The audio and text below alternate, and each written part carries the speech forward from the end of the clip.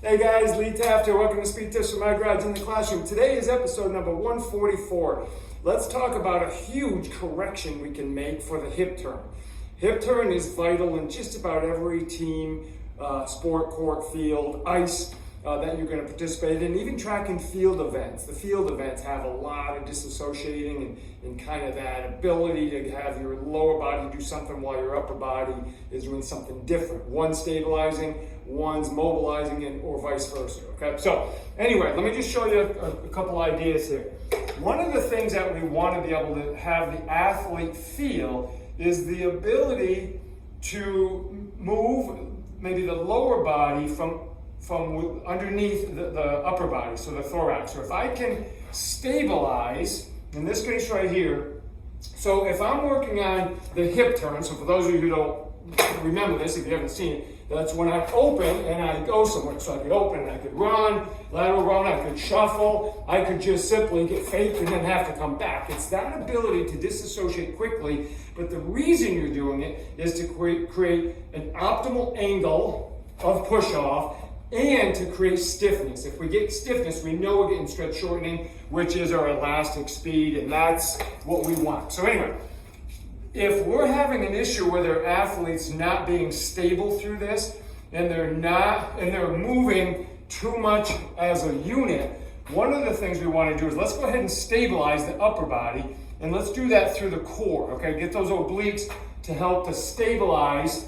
And what we're going to do now is, so I'm going to press, one arm press, okay?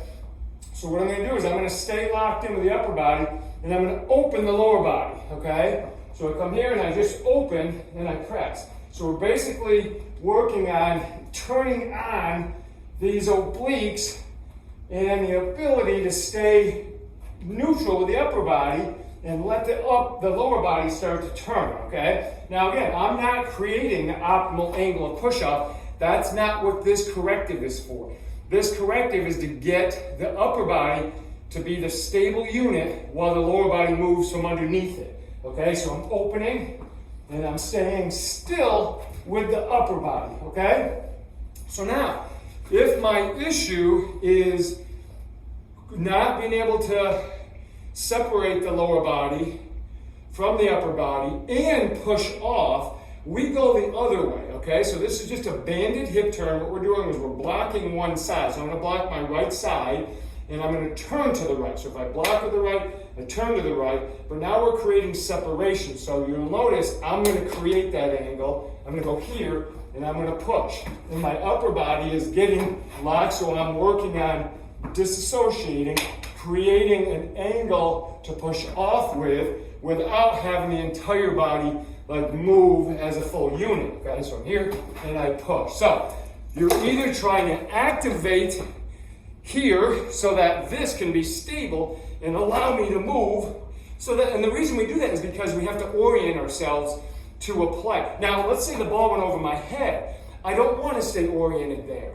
My initial movement, my lower body might go a little bit quicker to create some stretch, but my upper body is going to come pretty fast, okay? So if you look at me this way, I'll come through, but I'm still kind of rotated, and then I eventually open.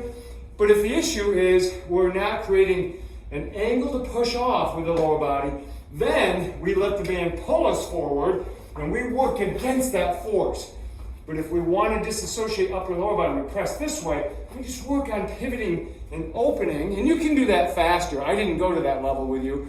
I just showed you how you can do that because I'm trying to get, the side of which I'm opening up to, trying to get the thorax to stay stable while the lower body moves from underneath it, okay? So whatever strategy you need, that's what you have to input into your athlete's brain so that they can have a quick feedback to the movement. Now, here's the thing. A corrective like that might take 10 seconds.